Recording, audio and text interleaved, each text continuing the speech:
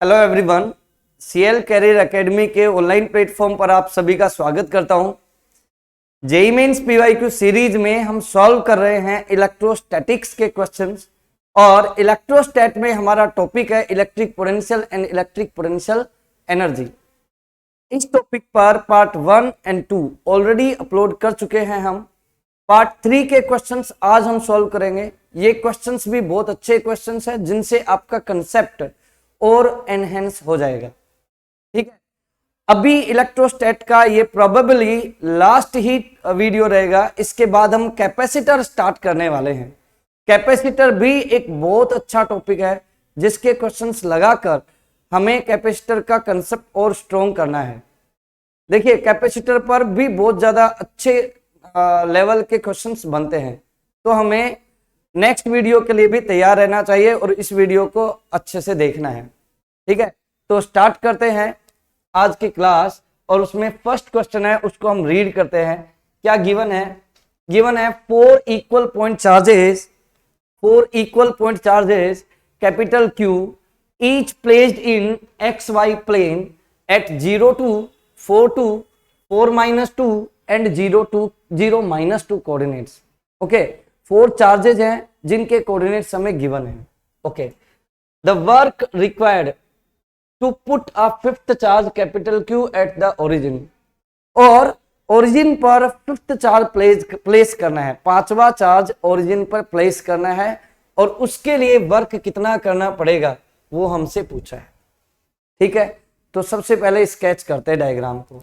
तो देखिए, यहां पर ये मान लो ओरिजिन है, तो ओरिजिन से कितना पोजीशन है एक चार्ज का? 0 2, यानी कि y में 2 यूनिट डिस्टेंस पर, let us suppose unit meter है, तो 2 मीटर डिस्टेंस पर प्लेस है एक चार्ज कैपिटल Q। ऐसे ही दूसरे जो चार्ज है उसके कोऑर्डिनेट है 4 2 है, तो यानी कि x 4 और y 2 ही है, तो यानी कि यहीं पर कैपिटल Q चार्ज है। ओके, ऐसे ही हम देखेंगे थर्ड चार्ज का कोऑर्डिनेट है 4 - 2, तो 4x तो 4 है लेकिन y कितना है? y है -2, तो यहां पर भी एक चार्ज प्लेस है। Okay, capital Q। देखिए, और लास्ट जो फोर्थ चार्ज है वो कहां पर प्लेस है? 0 - 2 पर। 0 - 2 यानी कि ओरिजिन से -2 में, यानी कि यहां पर प्लेस्ड है 0 - 2 पर, ये कैपिटल Q। ठीक है, तो ये कंप्लीट सिनेरियो है। Q Q Q Q charges placed है और एक प्रकार से ये स्क्वायर बन गया। ठीक है ना, स्क्वायर के कॉर्नर्स पर चार्ज है और हमें ओरिजिन पर एक चार्ज कैपिटल Q प्लेस करना है।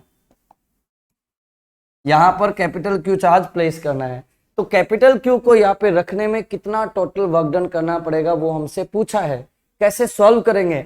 हमें क्या करना पड़ेगा, ये जो चार्ज है ओरिजिन पर प्लेस्ड है, या तो हम ऐसा कर सकते हैं कि बाकी जो चार्जेज हैं उन सब का पोटेंशियल निकाल कर O पॉइंट पर ओरिजिन पर उन्हें ऐड करके और इस कैपिटल Q को मल्टीप्लाई कर लेंगे। या फिर हम क्या कर सकते हैं, ये जो मैंने ओरिजिन पर जो चार्ज रखा है इसके टोटल पेयर एनर्जी निकाल लेंगे, यानी कि ये कैपिटल Q कितने पेयर बना रहा है उन सभी पेयर्स का एनर्जी निकाल के उसे ऐड कर लेंगे, तो भी अपने को टोटल वर्क डन मिल जाएगा। तो देखिए कैसे सॉल्व करेंगे। यहाँ पर ये जो ओरिजिन वाला चार्ज है ये एक पेयर यहाँ पे बना रहा है, तो एनर्जी का फॉर्मूला होता है K Q1 Q2 divided by distance. तो यहाँ पर फर्स्ट पेयर का एनर्जी तो K Q into Q square divided by distance, तो इन दोनों चार्जेस के बीच का डिस्टेंस 2 यूनिट है, तो 2 मीटर। ओके, तो K Q स्क्वायर बाय 2 लिख देता हूँ, प्लस ऐसे ही एक पेयर यहाँ पर बन रहा है, तो यहाँ पर लिखेंगे तो K capital Q square by 2 same. Okay, ये जो Q चार्ज है ओरिजिन वाला ये इधर भी एक पेयर बना रहा है इसके साथ में, तो यहाँ पर देखेंगे ये 2 है और ये 4। ठीक है, तो ये हाइपोटेन्यूस बनेगा इस ट्रायंगल पर और इसको लिखेंगे √2 स्क्वायर प्लस 4 स्क्वायर, तो ये बनेगा √20 और √20 को लिख सकते हैं 2√5, तो ये आ जाएगा plus K capital Q square by 2√5 plus, और एक पेयर ये यहाँ पे बनाएगा इधर। ठीक है, तो इसको लिखेंगे के capital Q square bye same 2√5। आप देखेंगे के क्यू स्क्वायर बाय 2 के Q square bye 2, okay, half half मिलकर 1 बनता है। ऐसे के क्यू स्क्वायर बाय 2√5 के क्यू स्क्वायर बाय 2√5, यहां भी हाफ हाफ मिलकर 1 बनेगा। तो व्हाट वी गेट के Q square, okay, plus common बाद में लेंगे, के क्यू स्क्वायर प्लस के क्यू स्क्वायर बाय √5, तो ये आ जाएगा के Q square into 1 plus 1 upon √5। यहाँ पे आंसर 4 पाई एप्सिलॉन नॉट के फॉर्म में है, इसलिए मैं के का वैल्यू यहाँ पे पुट कर सकता हूँ, जो कि क्या बनेगा 1/4 पाई एप्सिलॉन नॉट। तो अपना आंसर आ जाएगा, क्या आंसर आएगा देखिए, capital Q square by 4 pi epsilon naught into 1 plus 1 upon √5। तो ये हमारा आंसर हो गया। देखिए Q square upon 4 pi epsilon naught 1 plus 1 upon √5, A option ही करेक्ट है। आई होप आपको ये क्वेश्चन का आंसर समझ में आया होगा। चलिए नेक्स्ट क्वेश्चन पर चलते हैं। देखिए क्या गिवन है, पहले क्लियर कर देता हूं इसको। क्या गिवन है, 3 charges capital Q plus Q are placed at the vertices of a right angle isosceles triangle as shown in the figure. The net electrostatic potential energy of the configuration is 0 if the value of capital Q, मतलब कि हमें यहाँ पे एक charges का system given है, ठीक है, इस तरह से। यहाँ पर चार्ज है प्लस कैपिटल Q, प्लस या माइनस वो तो आंसर से मिलेगा, बाकी हम तो अभी प्लस लेकर चलेंगे। तो यहाँ पर कैपिटल क्यू चार्ज प्लेस्ड है और यहाँ plus small Q charge placed है, और ऐसे ही एक यहाँ पर भी प्लेस्ड है plus small Q charge, okay, corners पर वर्टिसेस पर चार्जेस प्लेस्ड है, ठीक। और जो आइसोसेलेस ट्रायंगल है तो ये ए डिस्टेंस है, तो ये भी ए होगा, और ये हो जाएगा √2 इंटू ए, ओके, ये हो जाएगा √2a या a√2।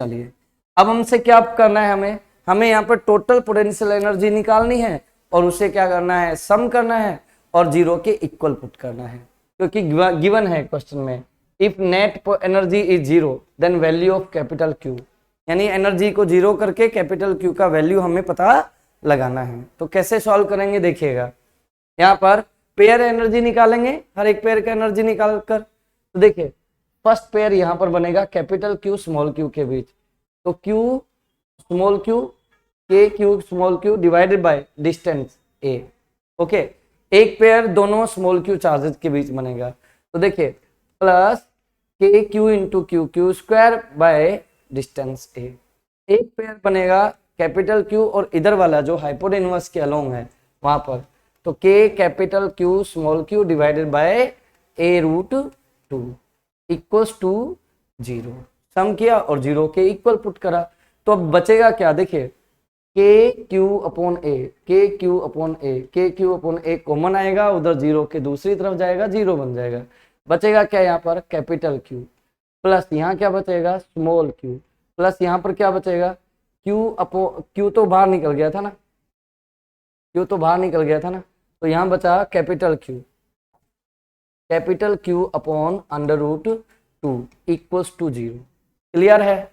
अब देखिए यहां से कैपिटल क्यू इंटू ये बचा क्या, देखो 1 प्लस 1/√2, तो यह आ जाएगा 1 plus √2 divided by √2 equals to -q। तो यहां से कैपिटल क्यू का वैल्यू क्या आ जाएगा, कैपिटल क्यू का वैल्यू आएगा, देखिएगा capital Q will be -q√2 divided by 1 plus √2, this will be our answer. देखिए C option -√2q upon √2 plus 1। Clear है। आई होप आपको समझ में आया होगा। नेक्स्ट देखिए, ये तो इजी सा क्वेश्चन है, ठीक है ना।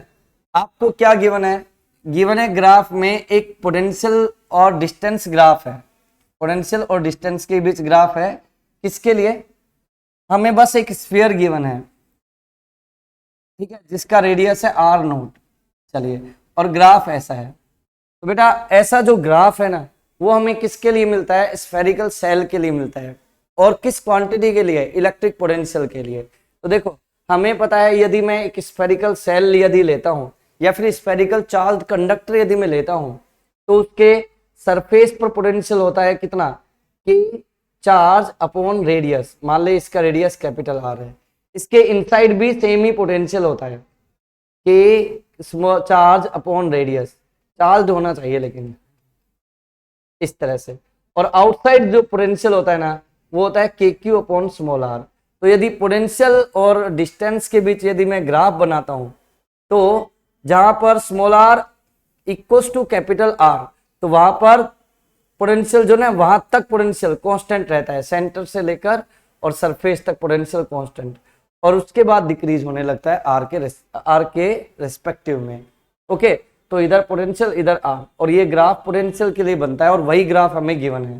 तो कौन सा ऑप्शन करेक्ट हो जाएगा? C, potential of a uniformly charged spherical shell. I hope आपको ये क्लियर हुआ होगा। नेक्स्ट क्वेश्चन देखिए, देखो क्या गिवन है?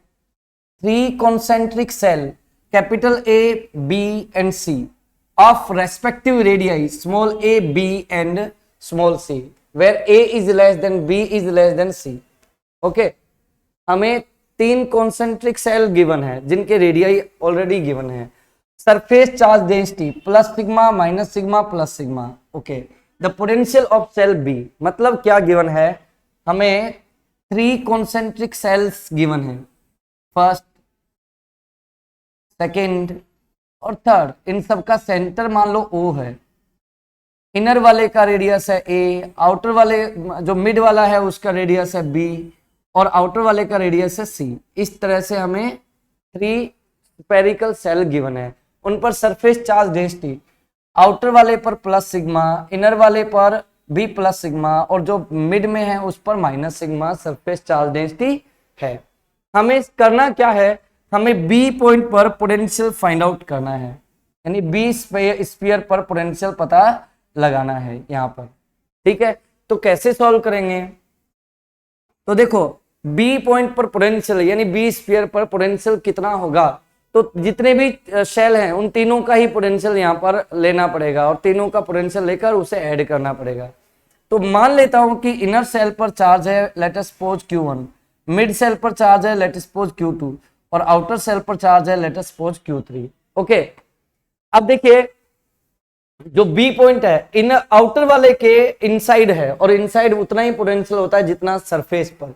तो आउटर वाले के सरफेस पर जितना पोटेंशियल है उतना ही आउटर वाले की वजह से बी पॉइंट पर पोटेंशियल होगा।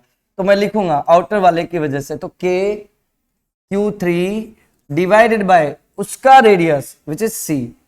ओके, प्लस अब जो पॉइंट है बी सरफेस है ना, बी सरफेस के लिए, बी स्फेरिकल सेल के लिए, वो उसके सरफेस पर है, बी के सरफेस पर है। तो बी के सरफेस वाला फॉर्मूला यूज करेंगे, तो वो क्या बनेगा? के charge Q2 divided by radius B। Okay, अभी देखेंगे हम ये जो बी जो स्फेरिकल सेल है उसका सरफेस जो ना वो इनर वाले के लिए, 1 सेकेंड, ये हमें यहां पे नहीं पता लगाना है, हमें पता कहां पे लगाना है वो देखिए, हमें इस जगह पर पता लगाना है, बी सेल पर। ओके, आई होप आप समझे होंगे बात को, मैं प्रॉपर ही लिख रहा हूं। तो बी पॉइंट पर हमसे पोटेंशियल पता करना है, ये पूछा है। तो देखो किस तरह से सॉल्व करेंगे? आउटर वाले की वजह से पोटेंशियल प्लस मिड वाले की वजह से पोटेंशियल, क्योंकि उसी के सरफेस पर है, और प्लस इनर वाले की वजह से पोटेंशियल। तो इनर वाले के लिए तो जो पॉइंट है बी स्फेरिकल सेल है वो आउटसाइड आ जाएगा। तो आउटसाइड के लिए के इनर वाले का charge late us suppose Q1, और डिस्टेंस B डिस्टेंस ही होगा। ओके, अभी यहां पर चार्ज नहीं गिवन है, चार्ज डेंसिटी गिवन है। तो चार्ज को कैसा लिख सकते हैं? Charge density which is plus sigma multiplied with the area. तो आउटर वाले का area 4πc², okay, divided by C, plus के इनर वाले का चार्ज डेंसिटी माइनस सिग्मा है into 4πb², divided by B plus के, और इनर वाले का charge density plus sigma into 4 pi A square divided by B. Okay, और देखिएगा के की जगह हम लिखेंगे 1/4 पाई एप्सिलॉन नॉट। तो आप के की जगह 1/4 पाई एप्सिलॉन नॉट लिखेंगे ना, तो you will get sigma by epsilon not, क्योंकि 4 पाई से ये के कटेगा, उसका 4 पाई कैंसिल हो जाएगा, एप्सिलॉन नॉट बचेगा बस केवल। तो सिग्मा बाय एप्सिलॉन नॉट, सी से सी कैंसिल हो जाएगा, बी से बी कैंसिल हो जाएगा, यहाँ पे कुछ नहीं कटने वाला, तो sigma by epsilon naught common आ गया। यहाँ ऊपर बचा सी प्लस यहाँ पर बचा माइनस बी, और देखो प्लस और माइनस मिलकर माइनस हो जाएगा, यहीं पर सीधे लिख देता हूं minus B. Okay, and plus A square divided by B. Okay, अब हम क्या करेंगे, एलसीएम लेंगे अपने आंसर को मैच कराने के लिए। तो देखिएगा इसकी जरूरत नहीं है, इसको मैं यहां से रिमूव कर देता हूं, इस वाले पोर्शन को। तो देखिएगा यहां पर अब अपने पास क्या आएगा, तो v equals to sigma upon epsilon naught, v equals to sigma upon epsilon naught, sigma upon epsilon naught into c plus A square minus B square divided by B. ये हमारा आंसर हो जाएगा, ठीक है ना। हम तो यहां पर भी छोड़ सकते थे, लेकिन क्योंकि ऑप्शन मैच करने इसलिए हमने यहां तक किया इसको। तो देख लेते हैं कौन सा करेक्ट है। तो A square minus B square upon A, नहीं नीचे b का डिवाइड होगा, तो ये देखिए B option, sigma by epsilon naught A square minus B square upon B plus C, तो बी ऑप्शन करेक्ट हो जाएगा। ओके, आई होप आपको ये क्लियर हुआ होगा, ठीक।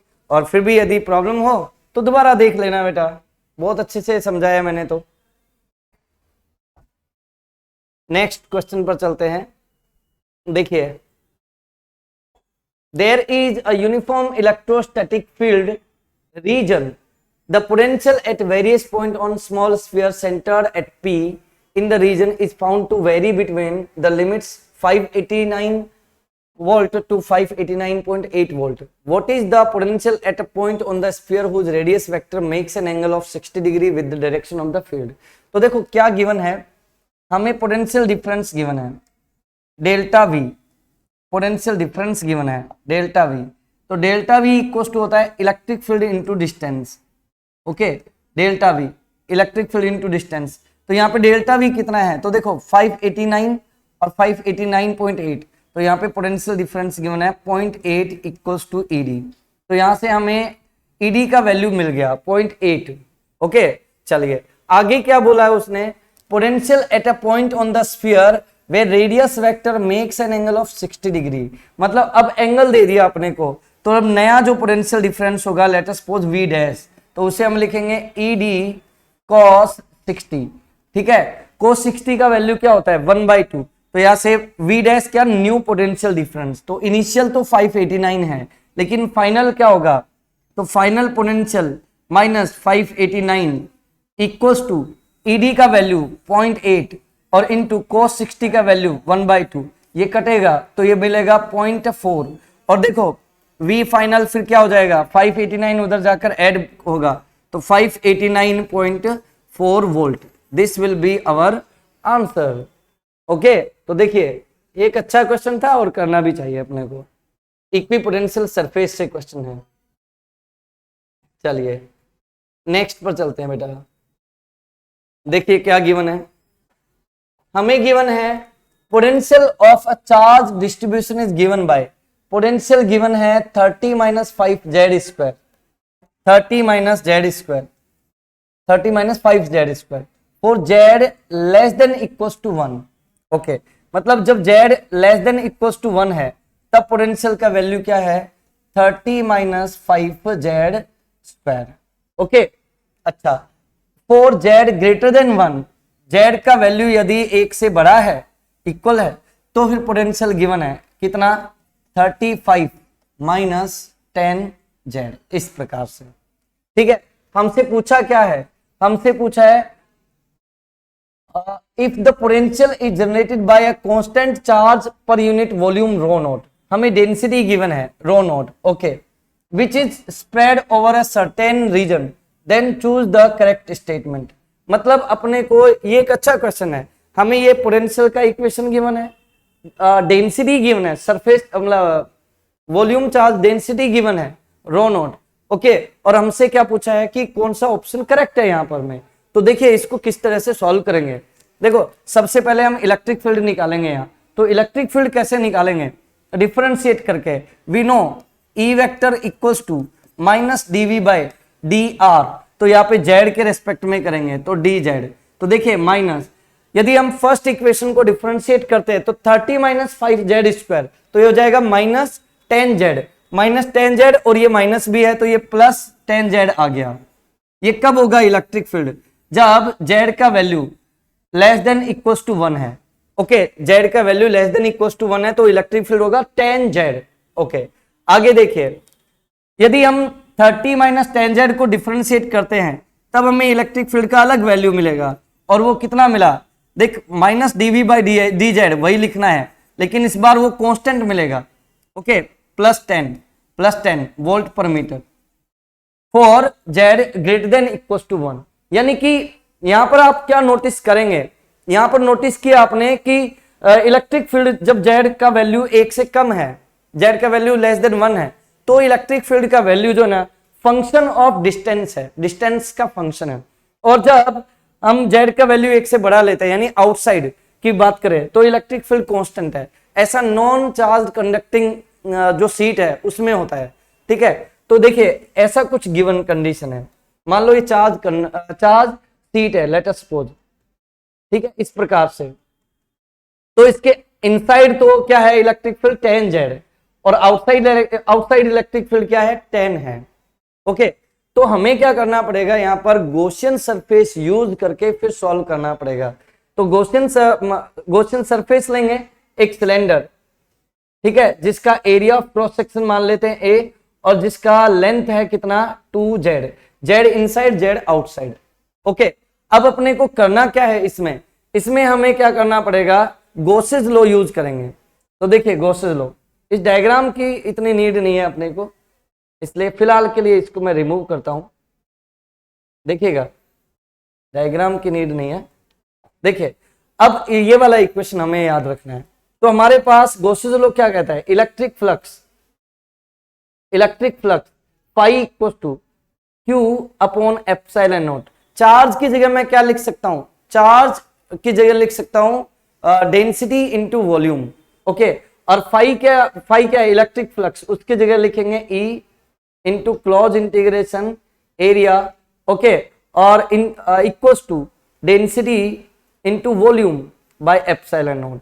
तो देखिए यहां पर क्या लिखेंगे, इलेक्ट्रिक फील्ड कितना है inside the cell, inside the distribution electric field क्या है 10z। यदि आप सिलेंड्रिकल गॉसियन सरफेस लेंगे तो एरिया यहाँ पे 2a आएगा, दो सरफेसेज होंगे जहां से फ्लक्स निकलेगा, 10z इंटू 2a। मैं थोड़ा सा टाइम बचाने के लिए जल्दी कर रहा हूं, आपको फिर भी यदि समझने में दिक्कत आए ना तो आप दोबारा से मुझसे पूछ सकते हैं, कमेंट बॉक्स में डाल सकते हैं, मैं बहुत ही डिटेल में समझाऊंगा। फिलहाल टाइम को बचाने के लिए मैं थोड़ा सा जल्दी कर रहा हूं। 10z into 2a, okay, 10z into 2a equals to rho naught. अभी मैंने सिलेंड्रिकल गॉसियन सरफेस लिया जिसका area of cross section a है और टोटल लेंथ 2z है, तो यहाँ पर लिखेंगे a इंटू 2z और डिवाइडेड बाय एप्सिलॉन नॉट। अब देखिए az से az कैंसिल हो जाएगा, 2 से 2b कैंसिल हो गया, तो यहां से आया क्या, rho naught equals to 10 epsilon naught. यही हमारा ऑप्शन करेक्ट होगा, देखो B option, rho naught equals to 10 epsilon naught. I hope आपको ये समझ में आया होगा। फिर भी यदि आपको डाउट रहे तो दोबारा देख सकते हो, और फिर भी यदि डाउट रहे तो आप कमेंट बॉक्स में लिख सकते हो, मैं डेफिनेटली आपको इसका आंसर दोबारा से भी बता दूंगा, ओके। और देखिएगा 7th question, with in a spherical charge distribution of charge density given है, ओके, एन इक्विपोटेंशियल सरफेसेज है जिन पर पोटेंशियल है v not plus delta v not plus 2 delta v। इस तरह पोटेंशियल इंक्रीज हो रहा है, मतलब डिफरेंट पोटेंशियल सरफेसेज है जिन पर पोटेंशियल डिफरेंस इंक्रीज होता जा रहा है, लेकिन इक्वली इंक्रीज होता जा रहा है। इसका क्या मतलब है, इक्वली इंक्रीज होता जा रहा है, इसका ये मतलब है कि यहां पर इलेक्ट्रिक फील्ड जो ना इलेक्ट्रिक फील्ड यहां पर क्या रहेगा, कांस्टेंट होगा, क्योंकि पोटेंशियल डिफरेंस क्या है, इक्वली इंक्रीज कर रहा है, तो इलेक्ट्रिक फील्ड यहां पर कांस्टेंट होगा। और किसी भी स्फेरिकल चार्ज डिस्ट्रीब्यूशन के इनसाइड जो पोटेंशियल, और यदि नॉन यूनिफॉर्म चार्ज डिस्ट्रीब्यूशन है तो इलेक्ट्रिक फील्ड का फॉर्मूला क्या होता है, density into distance divided by 3 epsilon naught equals to constant. अब देखो यदि इलेक्ट्रिक फील्ड कांस्टेंट है तो ये वाली टर्म कांस्टेंट होगी, और यदि रो इंटू आर कांस्टेंट है तो इसका मतलब है कि rho inversely proportional to R होगा। देखो कितना इजी था, rho inversely proportional to R, C option correct है। देखा, बहुत अच्छा क्वेश्चन है, लेकिन यहां पर कई बार देखने में इजी लगता है, लेकिन जब हम पढ़ते हैं तो फिर हमें पल्ले नहीं पड़ता, समझ में नहीं आता। तो ऐसे क्वेश्चंस को एक बार हमें करके जरूर देखना चाहिए, एक बार कर लिया तो फिर याद हो जाता है। चलिए नेक्स्ट पर चलते हैं, ये एक अच्छा क्वेश्चन है, देखते हैं। देखिए क्या गिवन है, uniformly charged solid sphere of radius capital R has potential V naught with respect, अच्छा V naught on its surface, surface पर पोटेंशियल कितना है, वी नोट है। ओके, स्फेरिकल चार्ज है। Okay, for this sphere the equipotential surfaces with potential 3v naught by 2, 5v naught by 4, 3v naught by 4, v naught by 4 have radius r1, r2, r3, r4। then मतलब कि हमें ये मान लो distribution है, spherical charge distribution है, जिसका radius late us suppose क्या है, कैपिटल आर है, ठीक। तो इसके सरफेस पर पोटेंशियल गिवन है, कितना है, v नॉट है, ठीक है।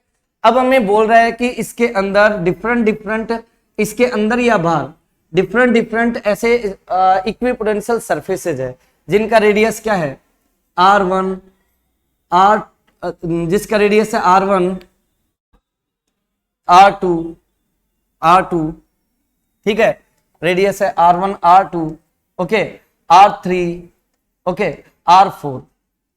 इन सब पर हमें पोटेंशियल गिवन है, कितना गिवन है, 3v नॉट बाई 2, ठीक है, 5v नॉट बाई 4, इस तरह से 3v naught by 4, v not by 4, इस तरह पोटेंशियल गिवन है। और हमसे पूछा है कि r1 r2 r3 r4 के बीच करेक्ट रिलेशन क्या होगा, ठीक। तो कैसे सॉल्व करना है वो मैं आपको बताऊंगा, एक सेकेंड। लेकिन okay, recording is on, recording चल रही है, मतलब प्रॉपर है।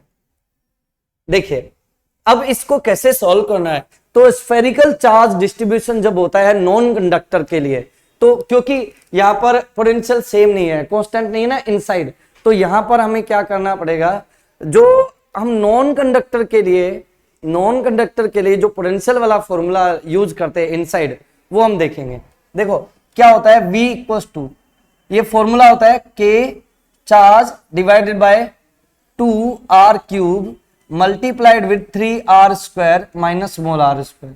यदि कोई नॉन कंडक्टिंग चार्ज स्फीयर है ना, तो उसके इनसाइड पोटेंशियल इतना होता है, सरफेस पर पोटेंशियल होता है KQ अपॉन कैपिटल R, जो कि यहां गिवन है V नोट, ओके। और आउटसाइड पोटेंशियल क्या होता है, आउटसाइड पोटेंशियल होता है KQ upon small r distance है, ओके।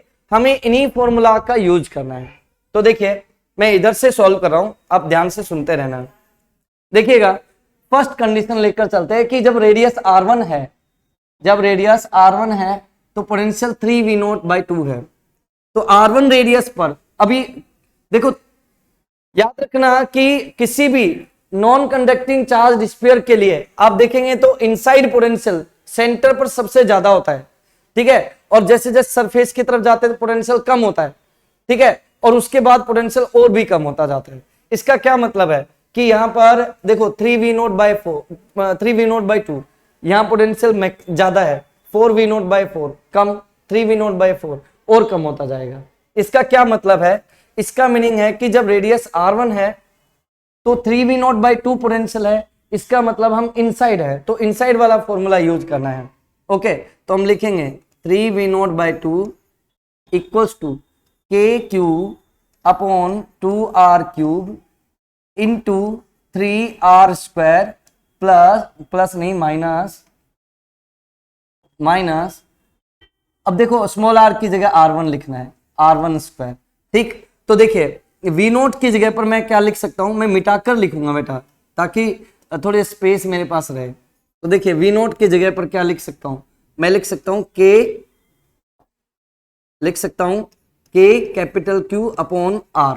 तो देखो के क्यू से के क्यू कैंसिल हो जाएगा, एक R से एक R कैंसिल हो जाएगा, 2 से 2 कैंसिल हो जाएगा, R² इधर मल्टीप्लाई होगा, 3R² equal to 3R² minus R1²। 3R² से 3R² कैंसिल हो जाएगा, तो R1 का वैल्यू कितना आ गया, 0। तो R1 का वैल्यू 0 है। तो देखो अभी बी ऑप्शन गलत हो गया और डी ऑप्शन भी गलत हो गया। अब अपने पास में दो ऑप्शन है, या तो सी या तो ए। चलिए फर्दर अब हमें देखना है, तो यदि ए और सी को यदि चेक करना है तो हमें R2 निकालना पड़ेगा, R4 माइनस R3 भी निकालना पड़ेगा। तो उसके लिए R2 R3 R4 निकालना है। तो देखिए यही फॉर्मूला फिर से यूज करेंगे।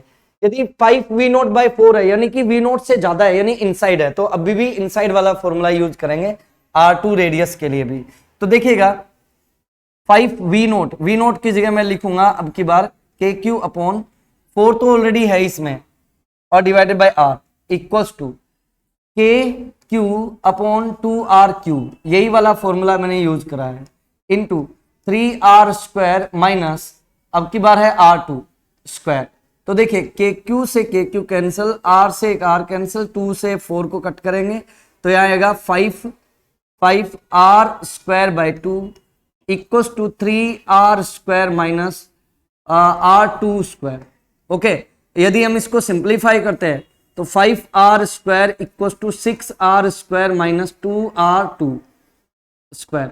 ओके, तो यहां से देखो ये 6R² में से 5R² माइनस करेंगे तो R², तो यहां बचेगा R² इक्वल्स टू 2R2²। तो यहां से R2 क्या आ जाएगा, R2 आ जाएगा R/√2। चलो R2 तो हमें मिल गया। ओके, R2 तो हमें मिल गया, R/√2 है, लेकिन अभी R3 और R4 भी फाइंड आउट करना पड़ेगा। तो देखिए R3 और R4, अब आप नोटिस करेंगे कि R3 और R4 पर जो पोटेंशियल है ना वो V0 से कम है। कम है मतलब आउटसाइड है, आउटसाइड है मतलब हम ये वाला आउटसाइड वाला फॉर्मूला यूज करेंगे। तो हम लिखेंगे KQ upon R3, distance R3 है, equals to given value 3V0 की जगह KQ अपॉन कैपिटल R और 3/4। तो देख KQ से KQ कैंसिल हो गया। ओके, तो यहां से R3 क्या आ जाएगा, R3 यहां से आ जाएगा 4R ऊपर, 4R और 3 इधर डिवाइड में, तो यह R3 आ गया। Okay, 4R/3। इसी तरह हमें निकालना पड़ेगा R4 के लिए भी, तो वो भी V0/4 है यानी कि V0 से कम है, सरफेस वाले पोटेंशियल से कम है यानी कि आउटसाइड है। तो अभी भी यही फॉर्मूला यूज करेंगे, KQ upon R4 equals to, देखो V0/4 तो यानी कि KQ अपॉन R और by4 इस प्रकार से। तो यहां से KQ से KQ कटेगा तो R4 का वैल्यू क्या आ गया, 4R। चलिए अब अपने को क्या करना है, अब इन फॉर्मूला की नीड नहीं है अपने को, अब अपने को इसको और दोबारा और देखना है। इसमें देखो इनको मैं रब कर देता हूं, एक सेकेंड देखिएगा। देखो हमें क्या निकालना है, R4 माइनस R3 निकाल के देखना है, R4 माइनस R3। तो R4 कितना है, 4R, और R3 कितना है, 4R/3। आप देखेंगे ये कितना आंसर आएगा, 12R माइनस 4R, तो ये आएगा 8R/3। आप देखेंगे कि R2 का वैल्यू है R/√2, R/√2 विच इज, और यहाँ पे R4 माइनस R3 का वैल्यू क्या है, 8R/3। तो ये ग्रेटर है और R/√2 ये लेस है। तो इसलिए हम कह सकते हैं कि यहाँ पर R2 जो है ना वो R4 माइनस R3 से कम है। देखो R1 0 देखिएगा, R1 तो 0 है, यहाँ पे प्लीज फोकस करना, R1 0 है, R2 का वैल्यू R/√2 है, R4 माइनस R3 का वैल्यू 8R/3 है। तो यहां से दिखाई देता है कि R2 R4 माइनस R3 से लेस है। तो R1 0, R2 is greater than, no this is wrong, C option गलत है, बी और डी पहले गलत हो गए थे, और ए ऑप्शन करेक्ट होगा। R1 0, R2 is less than R4 minus R3, तो ए ऑप्शन करेक्ट होगा। आई होप आप लोगों ने इसे समझा होगा। देखा, एक अच्छा क्वेश्चन था, ठीक है। चलिए लेंथी जरूर था लेकिन क्वेश्चन बढ़िया था। नेक्स्ट, ये तो इजी सा क्वेश्चन। देखिए क्या गिवन है, गिवन है a charge capital Q is uniformly distributed over a long road AB of length capital L। हमें एक रोड गिवन है, ये रही देख रहे हैं। अच्छा, as shown in the figure, the electric potential at the point O lying at distance L। हमें यहाँ पर एक पॉइंट प्लेस करके रखा हुआ है, हमें गिवन है O पॉइंट, और इसका डिस्टेंस भी क्या है, L है, और इस रोड का लेंथ भी कितना है, L है। हमसे पूछा है O पर पोटेंशियल क्या होगा। ओके, O पॉइंट पर पोटेंशियल क्या होगा, तो हम किस तरह सॉल्व करेंगे, पहले एक एलिमेंट कंसिडर करेंगे। यहाँ पे मैंने एक एलिमेंट ले लिया, मान लो ये जो एलिमेंट है ये कितना है, ये एलिमेंट है लेट अस सपोज dx, इसका लेंथ है dx, ठीक है। रोड है, डेंसिटी हो जाएगा लैम्डा, ठीक है, और इसका चार्ज मान लेता हूं dq, ठीक है। तो यहाँ पे लैम्डा इक्वल्स टू क्या लिख सकता हूं, dq अपॉन dx। तो यहां से मैं इस एलिमेंट का चार्ज निकाल लूंगा लैम्डा इंटू dx। चलिए, हमें पोटेंशियल निकालना है O पर, तो इस एलिमेंट से O का डिस्टेंस कितना हो जाएगा। देखो ये जो ये A से जो डिस्टेंस है ना, ये मैं मान लेता हूं एलिमेंट जो लिया है इसका डिस्टेंस कितना है x, और यहां से लेकर यहां तक का देखो ये जो डिस्टेंस है ये L है, तो ये एलिमेंट का डिस्टेंस हो जाएगा L प्लस x। ओके, तो हम लिखेंगे इस एलिमेंट का पॉइंट O पर पोटेंशियल, तो dv, क्योंकि स्मॉल एलिमेंट है तो स्मॉल ही पोटेंशियल होगा, तो dv equal to k charge dq divided by distance which is L plus x। तो dv इक्वल टू क्या आ जाएगा, k lambda into dx divided by L plus x। तो देखिएगा यहां से v यदि मुझे निकालना है तो मैं इसको इंटीग्रेट कर दूंगा, ठीक है। तो dx divided by L plus x, कहां से कहां तक करेंगे, तो देखो x का ये जो एलिमेंट है मैं कहां पर ले सकता हूं, a पर, तो a पर लेता हूं तो लोअर लिमिट हो जाएगा L, और मैक्सिमम b पर एलिमेंट ले सकता हूं तो ये हो जाएगा L प्लस L यानी कि 2L। अब मैं इसको इंटीग्रेट करूंगा तो मुझे क्या मिलेगा, देखिए v equal to k lambda into, देखिए इंटीग्रेट करूंगा ये आएगा log of log base e L plus x, okay, और लिमिट्स आ जाएंगे L टू 2L। पुट करेंगे तो v equal to k lambda, और यहां पर हम लिखेंगे log, पहले अपर लिमिट पुट करेंगे तो ये हो जाएगा 3L, ओके, और फिर लोअर लिमिट पुट करेंगे तो डिवाइडेड बाय L। तो यहां से v इक्वल टू क्या आ जाएगा, k लैम्डा log, L से L कैंसिल हो जाएगा log 3, k lambda log 3, v equal to k lambda log 3 L upon L, L से L कैंसिल हो जाएगा, तो ये अपने पास में आंसर आ जाएगा। 1 सेकेंड, एक सेकेंड, यहां पर देखिए ये हो जाएगा L, यहां से यहां तक L है और ये डिस्टेंस है x, तो ये हो जाएगा L प्लस x, तो यहां से हो जाएगा L, ये लोअर लिमिट हो गया और अपर लिमिट हो गया 2L। अच्छा, तो log L plus x upper limit रखेंगे तो ये हो जाएगा L प्लस L 3L और डिवाइडेड बाय L, L से L कैंसिल हो जाएगा। तो देखिएगा v इक्वल टू लिख सकते हैं क्या, लैम्डा की जगह क्या लिख सकते हैं, लैम्डा की जगह लिखेंगे चार्ज अपॉन लेंथ, तो q अपॉन L, और k की जगह लिखेंगे 1 अपॉन 4 पाई एप्सिलॉन नॉट, और ये आ जाएगा ln3। तो देखो q upon 4 pi epsilon not L ln3, तो ये ही हमारा करेक्ट आंसर दिख रहा है। वैसे तो फिर भी कुछ यदि प्रॉब्लम होगी तो उसको चेक कर लेंगे, ठीक है ना, वैसे करेक्ट ही है, कुछ कैलकुलेशन मिस्टेक हो सकती है भाई। चलिए आप लोग भी इसको एक बार देखना फिर आप बता सकते हैं। देखिएगा नेक्स्ट पर चलते हैं। 12:32, 1 सेकेंड, 39, ओके। देखिएगा क्या गिवन है, एक स्टेटमेंट बेस्ड क्वेश्चन है। देखिए दिस क्वेश्चन है statement 1 and statement 2 of the 4 choice given, मतलब स्टेटमेंट गिवन है और हमसे क्या स्टेटमेंट गिवन है वो देखना है बस। स्टेटमेंट फर्स्ट क्या बोलता है वो देखिएगा।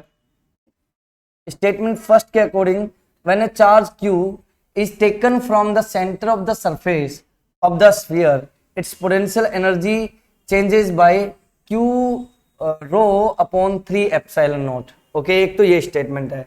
स्टेटमेंट 2 क्या है, 2 है the electric field at a distance r, okay, from the centre of sphere is rho r upon 3 epsilon naught. तो देखिए इसको किस तरह से डील करना है। एक मिनट में थोड़ा स्पेस बना लेता हूं ताकि आपको बता सकूं। देखो हमें क्या गिवन है, हमें गिवन है यहां पर कि एक स्टेटमेंट फर्स्ट तो क्या बोलता है, फर्स्ट बोलता है कि चेंज इन एनर्जी कितना होगा 3 के, change in energy, one second, change in energy कितना है Q rho upon 3 epsilon not. एक तो ये गिवन है, इसको हमें चेक करना है, और दूसरा रो R upon 3 epsilon not electric field है। तो ये बिल्कुल करेक्ट है। देखो आप किसी भी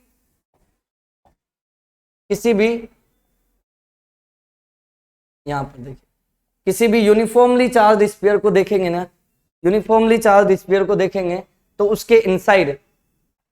उसके इनसाइड पोटेंशियल इलेक्ट्रिक फील्ड कितना होता है, E equals to rho R upon 3 epsilon naught, ये होता है। ठीक है, तो स्टेटमेंट 2 तो करेक्ट है, स्टेटमेंट 2 बिल्कुल करेक्ट है, कोई दिक्कत नहीं है। लेकिन स्टेटमेंट 1 में आप देखेंगे ना तो हमसे एनर्जी का इंक्रीज पूछा है, तो एनर्जी का इंक्रीज क्या होगा, एनर्जी का इंक्रीज होगा minus electric field into distance, okay, और इनटू द चार्ज जिसका एनर्जी हमसे पूछा है। मतलब कि हमें इस E को इंटीग्रेट करना है, E को इंटीग्रेट करेंगे तो रो R स्क्वायर बाय 2 और 3 एप्सिलॉन नॉट, तो ये 6 एप्सिलॉन नॉट हो जाएगा। ठीक है, रो R square by 6 epsilon not, okay. Limits put करेंगे तो 0 से कैपिटल R तक, तो यहाँ पे Q और मल्टीप्लाई होगा। तो देखिए यहाँ पर आप देखेंगे एनर्जी का चेंज कितना है, Q rho R square upon 6 epsilon naught. ठीक है, जबकि ऑप्शन में क्या गिवन है, ऑप्शन में गिवन है Q rho by 3 epsilon naught. हमारा आंसर ये है चेंज इन एनर्जी का, जबकि यहाँ पे आंसर ये है Q rho upon 3 epsilon not. Match नहीं कर रहा है, इसलिए हम क्या कहेंगे, हम कहेंगे कि statement 1 is wrong, statement 1 is false, okay, statement 1 is false, statement 2 is correct, okay, statement 1 is false, statement 2 is correct, okay. तो यहाँ पर ये जो दोनों ऑप्शंस में थोड़ा मिसप्रिंट है, statement 1 is false and statement 2 is correct, true, तो बी ऑप्शन करेक्ट है। ठीक है, चलिए देखिए बेटा अगेन, अभी जो कुछ क्वेश्चंस बचे हैं 3 या 4 क्वेश्चंस होंगे, वो मैं आपको होमवर्क के लिए दे रहा हूं। तो ये वाला क्वेश्चन आपको आपका होमवर्क है, आपको ट्राई करना है। टाइम हो गया है इसलिए मैं थोड़ा सा रैपिड किया मैंने लास्ट में, क्योंकि टाइम लिमिट होती है क्लास की, उससे यदि एक्सटेंड होता है तो फिर दूसरी जो क्लास है वो सफर करती है, इसलिए मैं इसको यहीं पर छोड़ूंगा। ये आपके होमवर्क के लिए दे रहा हूँ, यदि आपको प्रॉब्लम होगी तो पूछेंगे आप लोग। ठीक है, आप कांटेक्ट कर सकते हैं, अपना जो चैनल है उसके कमेंट बॉक्स में आप डाल सकते हैं। देखिए the electrostatic potential inside a charge spherical ball is given by, potential given है और तुमसे पूछा क्या है, चार्ज डेंसिटी पूछा है, तो इलेक्ट्रिक फील्ड निकालेंगे पोटेंशियल को डिफरेंशिएट करके, और वहां से आप डेंसिटी यूज करके डेंसिटी का वैल्यू निकालेंगे। ये तुम्हारा होमवर्क फर्स्ट क्वेश्चन है होमवर्क का। सेकंड देखिएगा, 2 points P and Q are maintained at potential 10 volt and -4 volt। ये तो मतलब बहुत बच्चों वाला क्वेश्चन है।